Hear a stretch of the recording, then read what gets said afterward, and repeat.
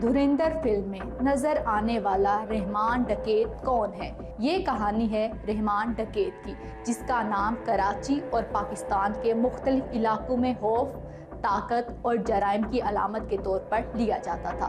اصل نام عبد الرحمان تھا اور وہ 1976 میں کالا کوٹ لیاری میں پیدا ہوئے۔ ان کے والدین ایران کے بلوچ علاقے سے تعلق رکھتے تھے اور خاندان میں کچھ لوگ کسان تھے، جبکہ سرکاری ریکارڈ کے مطابق کچھ غیر قانونی کاروبار جیسے کہ فحاشی میں بھی ملوث تھے۔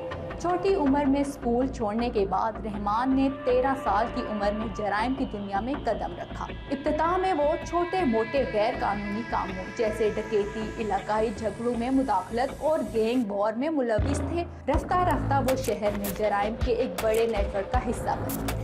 1990 اور 2000 کی دہائی میں کراچی میں حالات بدلنے لگے اور رحمان نے شہرت حاصل کی۔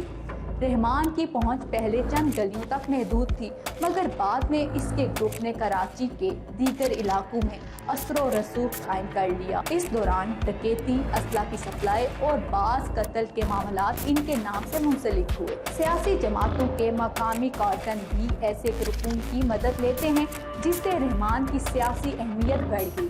2000 کے آس پاس رحمان اتنے طاقتور ہو گئے کہ وہ صوبائی اور قومی اسمبلی کے ارکان اور ٹاؤن کونسلز کے تعینات کرنے میں اثر انداز ہونے لگے۔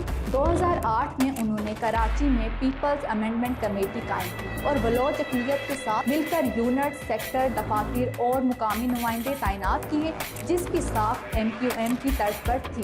اسی دوران انہوں نے غیر قانونی سرگرمیوں اور کاروبار سے بھی دولت کمائی